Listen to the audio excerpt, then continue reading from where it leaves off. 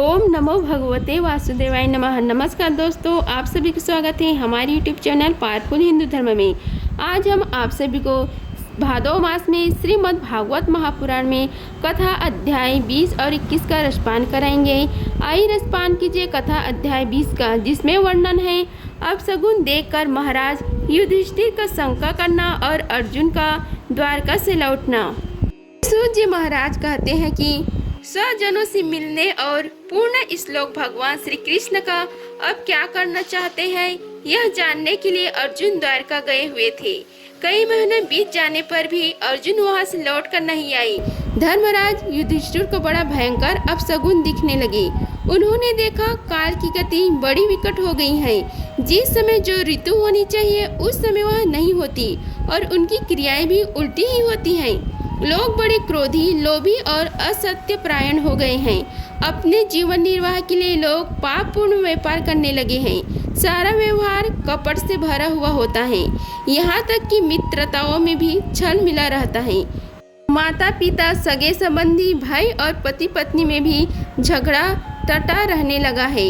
कलिका काल के आ जाने से लोगों का स्वभाव ही लोभ, दंभ आदि अधर्म से अभिभूत हो गया है और प्रकृति में भी अत्यंत अरिष्ट सूचक अपशगुन होने लगे हैं।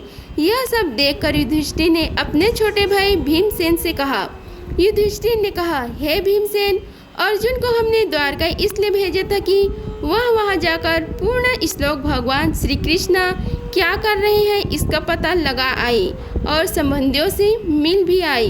तब से 7 महीने बीत गए, किंतु तुम्हारे छोटे भाई अब तक लौट नहीं रहे हैं। मैं ठीक यह नहीं समझ पाता हूँ कि उनके न आने का क्या कारण है। कहीं देवर्षि नारद द्वारा बतलाया हुआ वह समय तो नहीं आ पहुँचा है जिसमें भगवान श्री कृष्ण अपने नीला विग्रह का संवरण करना चाहते हैं। उन्हीं भगवान की कृपा से हमें यह संपत्ति, राज्य, स्त्री, प्राण, कुल, संतान, शत्रुओं पर विजय और स्वर्ग आदि लोकों का अधिकार प्राप्त हुआ है। हे भीमसेन, तुम तो मनुष्यों में व्याघ्र के समान बलवान हो। देखो तो सही, आकाश में उल्का आदि, पृथ्वी में कूप आदि और शरीर में रोग आदि कितने भयंकर अपशगुन हो रहे हैं। इनसे इस बात की सूचना मिलती है कि शीघ्र ही हमारी बुद्धि को मोह में डालने वाला कोई उत्पात होने वाला है। प्यारे भीमसेन, मेरी बाईं जांघ और आँख और भुजा बार बार फड़फड़ा रही है। हृदय जोर से धड़क रहा है। अवश्य ही बहुत जल्दी कोई अनिष्ट होने वाला है। देखो, यह सियारिन उदय होते हुए सूर्य की ओर मुंह करके रो रही है। अरे, उसके मुंह से तो आग भी निकल रही है। यह कुत्ता बिल्कुल निर्भय से होकर मेरी ओर देखकर चिल्ला रहा है। हे भीमसेन, गौ आदि अच्छे पशु पक्षी अपने बाई करके जाते हैं और गधे आदि बुरे पशु मुझे अपने दाही कर देते हैं। मेरे घोड़े आदि वाहन मुझे रोते हुए दिखाई देते हैं। यह मृत्यु को दूत पेड़ुखी, उल्लू और उसका प्रतिपक्षी कौवा रात को अपने कर्ण कठोर शब्दों से मेरे मन को कांपते हुए विश्व को सुनाकर देना चाहते हैं। दिशाएं धुंधली हो गई हैं। सूर्य और चंद्रमा की चारों ओर बार बार मंडल बैठते हैं। यह पृथ्वी पहाड़ों के साथ कांप उठती है। बादल बड़े जोर जोर से गरजते हैं और जहाँ तहाँ बिजली भी गिरती रहती है। शरीर को छेड़ने वाली एवं धूलिल वर्षा से अंधकार फैलने वाली आंधी चलने लगी है। बादल बड़ा डरावना दृश्य उपस्थित करके सब और खूब बरसते हैं। देखो, सूर्य की प्रभा मंद पड़ गई है। आकाश में ग्रह परस्पर टकराया करते हैं। भूतों की घनी भीड़ में पृथ्वी और अंतरिक्ष में आग से लगी हुई है। नदी, नद, तालाब और लोगों के मन में सूक्ष्म हो रहे हैं। घी से आग नहीं जलती। यह भयंकर काल न जाने क्या करेगा। बछड़े दूध नहीं पीते, गौ दूहने नहीं देती। गौशालाओं में गौ आंसू बहा बहा कर रो रही हैं। बैल भी उदास हो रहे हैं। देवताओं की मूर्तियां रो सी रही है। उनमें से पसीना छूने लगते हैं और वे हिलती डोलती भी हैं। हे भाई, ये देश, गांव, शहर, बगीचे, खाने और आश्रम श्रीहीन और आनंदित रहित हो गए हैं। पता नहीं ये हमारे किस दुख की सूचना दे रहे हैं।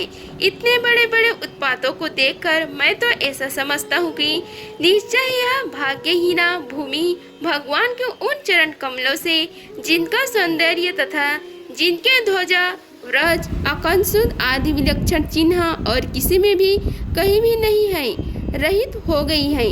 हे सनक जी, राजा युधिष्ठिर इन भयंकर उत्पातों को देखकर मन ही मन चिंतित हो रहे थे कि द्वारका से लौटकर अर्जुन आए। युधिष्ठिर ने देखा अर्जुन इतने आतुर हो रहे हैं जितने पहले कभी नहीं देखे गए थे। मुंह लटका हुआ है, कमाल शरीर के नेत्रों से आंसू बह रहे हैं और शरीर में बिल्कुल कांति नहीं है।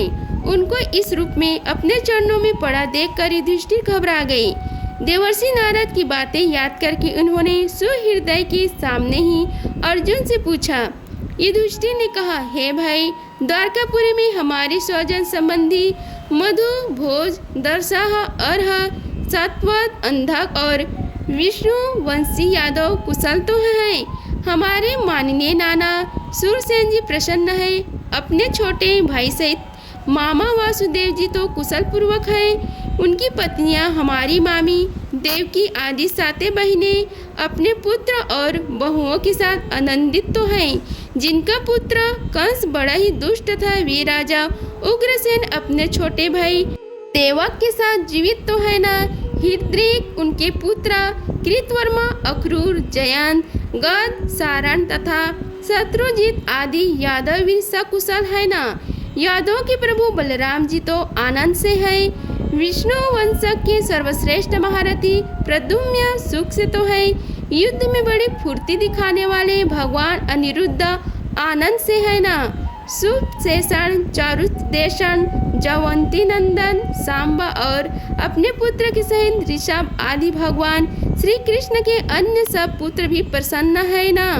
भगवान श्री कृष्ण के सेवक श्रुतदेव, उद्धव आदि और दूसरे सुनंद, नंद आदि प्रधान यदुवंशी जो भगवान श्री कृष्ण और बलराम के बहुबल से सुरक्षित है, सबके सब सकुशल है ना।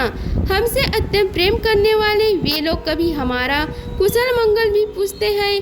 भक्तवत्सल ब्राह्मण भक्त भगवान श्री कृष्ण अपने स्वजनों के साथ द्वारका की सुधर्म सभा में सुखपूर्वक विराजते हैं ना। वे आदि पुरुष बलराम जी के साथ संसार के परम मंगल, परम कल्याण और उन्नति के लिए यादव वंश रूप क्षीर सागर में विराजमान हैं। उन्हीं के बाहुबल से सुरक्षित द्वारकापुरी में यदुवंशी लोग सारे संसार के द्वारा सम्मानित होकर बड़े आनंद से विष्णु भगवान के पार्षदों के समान विहार कर रहे हैं। सत्यभामा आदि 16,000 रानियां प्रधान रूप से उनके चरण कमलों की सेवा में ही रत रहकर उनके द्वारा युद्ध में इंद्र आदि देवताओं को भी हराकर इंद्र की मणि भोग योग्य तथा उन्हीं की अभिष्ट परिजात वस्तुओं का उपयोग करती हैं। यदुवंशी वीर श्री कृष्ण के बाहुदंड के प्रभाव से सुरक्षित रहकर निर्भय रहते हैं और बलपूर्वक लाई हुई बड़े बड़े देवताओं के बैठने योग्य सुधर्मा सभा को अपने चरणों से आक्रांत करते हैं। हे भाई अर्जुन, यह भी बताओ कि तुम स्वयं तो कुशल से हो ना। मुझे तुम श्रीहीन से दिख रहे हो, वह बहुत दिनों तक रहे। कहीं तुम्हारे सम्मान में तो किसी प्रकार की कमी नहीं हुई? किसी ने तुम्हारा अपमान तो नहीं कर दिया? कहीं किसी ने दुर्भावपूर्ण अमंगल शब्द आदि के द्वारा तुम्हारा चित्त तो नहीं दुखाया? अथवा किसी आशा से तुम्हारे पास आए हुए याचकों को उनकी मांगी हुई वस्तु अथवा अपनी ओर से कुछ देने की प्रतिज्ञा करके भी तुम नहीं दे सके? तुम सदा शरणागतों की रक्षा करते आए हो।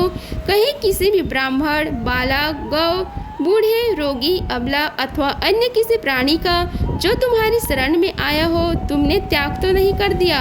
कहीं तुमने अभगाम्य स्त्री से समागम तो नहीं कर लिया अथवा गमन करने योग्य स्त्री के साथ असत्कार पूर्वक समागम तो नहीं किया? कहीं मार्ग में अपने से छोटे अथवा बराबरी वाले से हार तो नहीं गए? अथवा भोजन करने योग्य बालक और बूढ़ों को छोड़कर तुमने अकेले ही तो भोजन नहीं कर लिया? मेरा विश्वास है कि तुमने ऐसा कोई निंदित काम तो नहीं किया होगा जो तुम्हारे योग्य न हो अपने परम प्रियतम अभिनंदन हृदय परम सुहृदय भगवान श्री कृष्ण से तुम रहित हो गए हो। इसलिए अपने को शून्य मान रहे हो। इसके सिवाय दूसरा कोई कारण नहीं हो सकता जिससे तुमको इतनी मानसिक पीड़ा हो। इति श्री भागवत महापुराणे कथा अध्याय 20 का समाप्त हुआ। आइए रसपान कीजिए कथा अध्याय 21 का, जिसमें वर्णन है कृष्ण विरह व्यस्तित पांडवों का परीक्षित को राज्य देकर स्वर्ग सिधारना। आइए रसपान कीजिए कथा का। श्री सूत जी महाराज कहते हैं कि भगवान श्री कृष्ण के प्यारे सखा अर्जुन एक तो पहले ही श्री कृष्ण की विरह से क्रुद्ध हो रहे थे। उस पर राजा युधिष्ठिर ने उनकी विषादग्रस्त मुद्रा देखकर उनके विषय में कई प्रकार की आशंकाएं करते हुए प्रश्नों की झड़ी लगा दी। शोक से अर्जुन का मुख और हृदय कमल सूख गया, चेहरा फीका पड़ गया। वे उन्हीं भगवान श्री कृष्ण के ध्यान में ऐसे डूब रहे थे कि बड़े भाइयों के प्रश्नों का कुछ भी उत्तर न दे सके। श्री कृष्ण के आंसू से ओझल हो जाने के कारण वे बढ़ी हुई प्रेम जनित उत्कंठ के परवश हो रहे थे। रथ हाँकने टहलने आदि के समय भगवान ने उनके साथ जो मित्रता, अभिनंदन, हृदयता और प्रेम से भरे हुए व्यवहार किए थे, उनकी याद आ रही थी। बड़े कष्ट से उन्होंने अपने शोक का वेग रोका, हाथ से नेत्रों के आंसू पोंछे और फिर रुदे हुए गले से अपने भाई महाराज युधिष्ठिर से कहा। अर्जुन बोले, हे महाराज, मेरे भाई अथवा अत्यंत घनिष्ठ मित्र का रूप धारण करके श्री कृष्ण ने मुझे ठग लिया। मेरे जिस प्रबल पराक्रम से बड़े बड़े देवता भी आश्चर्य में डूब जाते थे, उसे श्री कृष्ण ने मुझसे छीन लिया। जैसे यह शरीर प्राण से रहित होने पर मृतक कहलाता है, वैसे ही उनके क्षण भर के वियोग से यह संसार अप्रिय दिखने लगता है। उनके आश्रय से द्रौपदी स्वयंवर में राजा द्रुपद के घर आए हुए कामनोमत राजाओं का तेज मैंने हरण कर लिया। धनुष पर बाढ़ चढ़ाकर माता से वेद किया और इस प्रकार द्रौपदी को प्राप्त किया था। उनकी संधि मात्र से मैंने समस्त देवताओं के साथ इंद्र को अपने बल से जीतकर अग्निदेव को उनकी तृप्ति के लिए खंडव वन का दान कर दिया। और मैं दानों के निर्माण की हुई अलौकिक कला कौशल से युक्त मायामयी सभा प्राप्त की और आपके यज्ञ में सब ओर से आकर राजाओं ने अनेक प्रकार की भेंटें समर्पित की। 10,000 हाथियों की शक्ति और बल से संपन्न आपके इन छोटे भाई भीमसेन ने उन्हीं की शक्ति से राजाओं के सिर पर पैर रखने वाले अभिमान जरासंध का वध किया था। तदनंतर उन्हीं भगवान ने उन बहुत से राजाओं को मुक्त किया जिनको जरासंध ने महाभैरव यज्ञ में बलि चढ़ाने के लिए बंदी बना रखा था। उन सब राजाओं ने आपके यज्ञ में अनेकों प्रकार के उपहार दिए थे।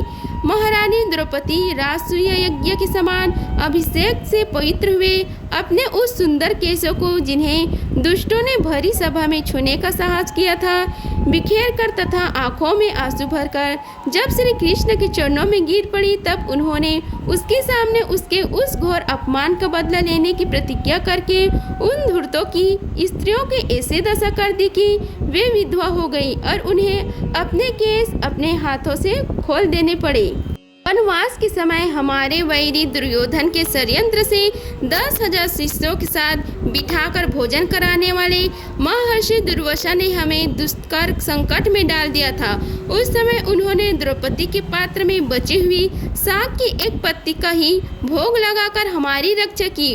उनकी ऐसे करते ही नदी में स्नान करते हुए मुनि मंडल को ऐसा प्रतीत हुआ मानो उनकी तो बात ही क्या, सारी त्रिलोकी ही तृप्त हो गई। उनके प्रताप से मैंने युद्ध में पार्वती सहित भगवान शंकर को आश्चर्य में डाल दिया तथा उन्होंने मुझको अपना पशुपात नामक अस्त्र दिया। साथ ही दूसरे लोक पालनों ने भी प्रसन्न होकर अपने अपने अस्त्र मुझे दिए। और तो क्या, उनकी कृपा से मैं इसी शरीर से स्वर्ग में गया और देवराज इंद्र की सभा में उनके बराबर आधे आसन पर बैठने का सम्मान मैंने प्राप्त किया। उनके आग्रह से जब मैं स्वर्ग में ही कुछ दिनों तक रह गया, तब इंद्र के साथ समस्त देवताओं ने मेरी इन्हीं गांडीव धारण करने वाली भुजाओं को, निवात कवच आदि दैत्यों को मारने के लिए आश्रय लिया। हे महाराज, यह सब जिनकी महती कृपा का फल था, उन्हीं पुरुषोत्तम भगवान श्री कृष्ण मुझे आज ठग लिया है। महाराज, कौरवों की सेना भीष्म, द्रोण आदि अजय महात्माओं से पूर्ण अपार समुद्र के समान दुस्तर थी, परंतु उनका आश्रय ग्रहण करके अकेले ही रथ पर सवार हो मैं उस पार कर गया। उन्हीं की सहायता से आपको याद होगा मैंने शत्रुओं से राजा विराट का सारा गोधन तो वापस ले ही लिया, साथ ही उनके सिरों पर से चमकते हुए मणिमय मुकुट तथा अंगों के अलंकार तक छीन लिए थे। भाई जी, कौरवों की सेना भीष्म, कर्ण, द्रोण, शाल्य तथा अन्य बड़े बड़े राजाओं और क्षत्रिय वीरों के रथों से शोभायमान थी। उसके सामने मेरे आगे आगे चलकर वे अपनी दृष्टि से ही उन महारथी युद्धपतियों की आयु, मन, उत्साह और बल को छीन लिया करते थे। द्रोणाचार्य, भीष्म, कर्ण, भूरिश्रवा, सुशर्मा, शल्य, जयद्रथ और बहिक आदि वीरों ने मुझ पर अपने कभी न चुकाने वाले अस्त्र चलाए थे, परंतु जैसे ही हिरण्यकश्यप आदि दैत्यों के अस्त्र शस्त्र भागवत प्रहलाद स्पर्श नहीं करते थे, वैसे ही उनके शस्त्र मुझे छू तक नहीं सके। यह श्री कृष्ण के भुज दंडों की छत्र छाया में रहने के ही प्रभाव था। श्रेष्ठ पुरुष संसार से मुक्त होने के लिए जिनके चरण कमलों का सेवन करते हैं, अपने आपत को दे डालने वाले उन भगवान को मुझ दुर्बुद्धि सार्थिक बना डाला। जिस समय मेरे घोड़े थक गए थे और मैं रथ से उतरकर पृथ्वी पर खड़ा था, उस समय बड़े बड़े महारथी शत्रु भी मुझ पर प्रहार न कर सके, क्योंकि श्री कृष्ण के प्रभाव से उनकी बुद्धि मारी गई थी। हे महाराज, माधव के उन्मुक्त और मधुर मुस्कान से युक्त विनोद भरे एवं हृदय स्पर्शी वचन और उनका मुझे पार्थ, अर्जुन, सखा, कुरुनंदन आदि कहकर पुकारना मुझे याद आने पर मेरे हृदय उथल पुथल मचा देते हैं। सोने, बैठने, टहलने और अपने संबंधों में बड़ी बड़ी बातें करने तथा भोजन आदि करने में हम प्रायः एक साथ रहा करते थे। किसी किसी दिन मैं व्यंग से उन्हें कह बैठता था, हे मित्र, तुम तो बड़े सत्यवादी हो। उस समय भी वे महापुरुष अपने महाअनुभव के कारण जैसे मित्र अपने मित्र का और पिता अपने पुत्र का अपराध सह लेते हैं, उसी प्रकार मुझ दुर्बुद्धि के अपराधों को सह लिया करते थे। हे महाराज, जो मेरे सखा प्रिय मित्र नहीं मेरे हृदय ही थे, उन्हीं पुरुषोत्तम भगवान से मैं रहित हो गया हूँ। भगवान की पत्नियों को द्वारका से अपने साथ ला रहा था, परंतु मार्ग में दुष्ट गोपों ने मुझे एक अबालक की भांति हरा दिया और मैं उनकी रक्षा नहीं कर सका। वही मेरी कांडी धनुष है, वे ही बाण हैं, वही रथ है, वही घोड़े हैं और वही मैं रथी अर्जुन हूँ, जिसके सामने बड़े बड़े राजा लोग सिर झुकाए करते थे। श्री कृष्ण बिना ये सब एक ही क्षण में नहीं के समान सार शून्य हो गए हैं। ठीक उसी तरह जैसे भस्म में डाली हुई आहुति, कपट भरी सेवा और उस पर में बोया हुआ बीज व्यर्थ हो जाता है। हे राजन, आपके द्वारकावासी अपने जिन सुहृदय संबंधियों की बात पूछी है, वे ब्राह्मणों के शापवश मोहग्रस्त हो गए और वर्णी मंदिरा के पास से मंदोमत होकर अपरिचितों की भांति आपस में ही एक दूसरे से भिड़ गए और घूसों से मारपीट करके सब के सब नष्ट हो गए। उनमें से केवल 4-5 ही बचे हैं। वास्तव में यह सर्वशक्तिमान भगवान की ही लीला है। संसार के प्राणी परस्पर एक दूसरे का पालन पोषण भी करते हैं और एक दूसरे को भी मार डालते हैं। हे राजन, जिस प्रकार जलचरों में बड़े जंतु छोटे को बलवान, दुर्बलों को एवं बड़े और बलवान भी परस्पर एक दूसरे को खा जाते हैं, उसी प्रकार अतिशय बली और बड़े यदुवंशियों के द्वारा भगवान ने दूसरे राजों का संहार कराए।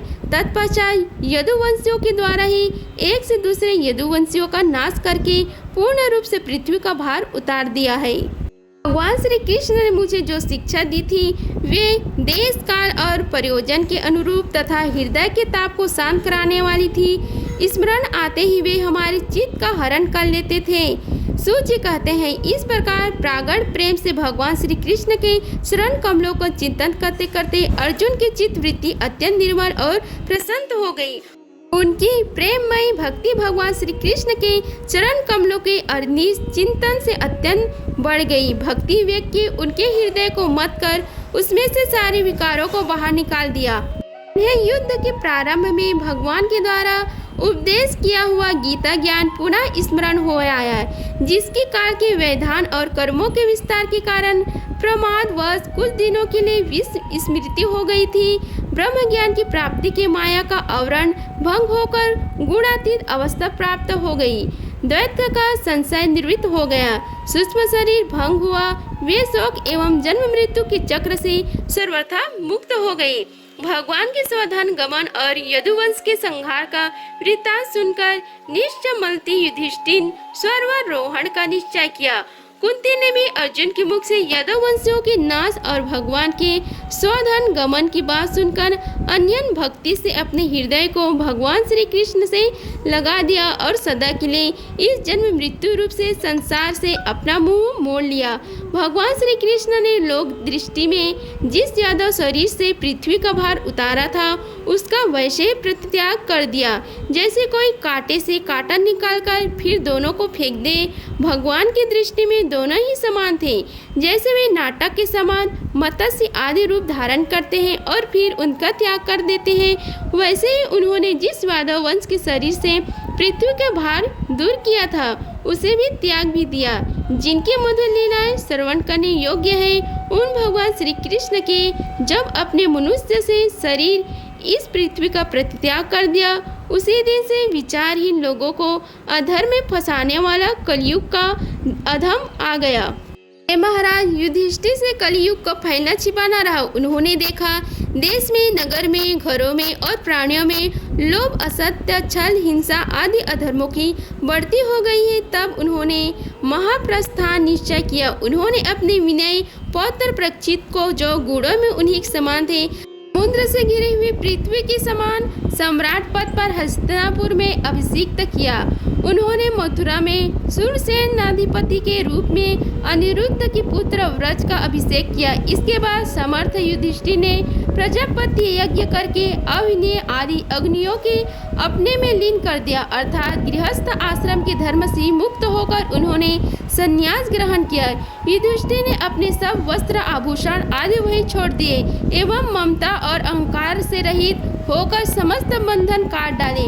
उन्होंने दृढ़ भावना से वाणी को मन में, मन को प्राण में, प्राण को अपमान में और अपमान को उसी की क्रिया के साथ मृत्यु तथा मृत्यु को पंचभूतमय शरीर में लीन कर लिया। इस प्रकार शरीर को मृत्यु रूप अनुभव करके उन्होंने उसे त्रिगुण रूप में मिला दिया। त्रिगुण को मूल प्रकृति में, स्वर्ग कारण रूपा प्रकृति को आत्मा में और आत्मा को अविनाशी ब्रह्म में विलीन कर दिया। उन्हें यह अनुभव होने लगा कि यह संपूर्ण दृश्य प्रपंच ब्रह्म स्वरूप है। इसके पश्चात उन्होंने शरीर पर चीर वस्त्र धारण कर लिया, अन्न जल का त्याग कर दिया, मौन ले लिया और केस खोलकर बिखेर लिए। वे अपने रूप के ऐसा दिखाने लगे जैसे कोई जड़ उन्मत्त या पिशाच हो। फिर वे बिना किसी की बात देखे तथा बारह की तरह बिना किसी की बात सुने घर से निकल पड़े। में उस पर ब्रह्म का ध्यान करते हुए जिसको प्राप्त करके फिर लौटना नहीं होता है, उन्होंने उत्तर दिशा की यात्रा की जिस ओर पहले बड़े बड़े महात्मा जन जा चुके थे। भीष्मसेन, अर्जुन आदि युधिष्ठिर के छोटे भाइयों ने भी देखा कि अब पृथ्वी में सभी लोगों को अधर्म के सहायक कली युग ने प्रभावित कर डाला है। इसलिए वे भी श्री कृष्ण चरणों की प्राप्ति दृढ़ निश्चय करके अपने बड़े भाइयों के पीछे पीछे चल पड़े। उन्होंने जीवन के सभी लाभ भली भांति प्राप्त कर लिए थे। इसलिए यह निश्चय करके कि भगवान श्री कृष्ण के चरण कमल ही हमारे परम पुरुषार्थ हैं, उन्होंने उन्हें हृदय में धारण किए। पांडवों के हृदय में भगवान श्री कृष्ण के चरण कमलों के ध्यान से भक्ति भाव उमड़ आया। उनकी बुद्धि सर्वथा शुद्ध होकर भगवान श्री कृष्ण के उस सर्वोत्तम कृष्ण स्वरूप में अन्यन भाव से स्थिर हो गई, जिसमें निष्पाप पुरुष ही स्थिर हो पाते हैं। फलतः उन्होंने अपने विशुद्ध अंतःकरण से स्वयं ही वह गति प्राप्त की जो विषय सकता दुष्ट मनुष्यों को भी कभी प्राप्त नहीं हो सकती। संयमी एवं श्री कृष्ण के प्रेम वश में मुग्ध भाव्यमग्न विदुर जी ने भी अपने शरीर को प्रभास क्षेत्र में त्याग दिया। उस समय उन्हें लेने के लिए आए हुए पितरों के साथ वे अपने लोग यमलोक को चले गए। द्रौपदी ने देखा कि अब पांडव लोग निरपेक्ष हो गए हैं। तब वे अन्यम प्रेम से भगवान श्री कृष्ण की चिंतन करके उन्हें प्राप्त हो गई। भगवान के प्यारे भक्त पांडवों की महाप्रलय की इस परम पवित्र और मंगलमयी कथा को जो पुरुष श्रद्धा से सुनता है वह निश्चय ही भगवान की भक्ति और मोक्ष को प्राप्त करता है। इति श्री भागवत महापुराणे कथा अध्याय 21 समाप्त हुआ। अगर आप सभी को हमारी वीडियो अच्छी लगी होगी तो वीडियो को लाइक कीजिए, चैनल को सब्सक्राइब कीजिए और कमेंट बॉक्स में ओम नमो भगवते वासुदेवाय लिखिए। धन्यवाद। मिलते हैं अगले वीडियो में, तब तक के लिए जय श्री राधे कृष्णा।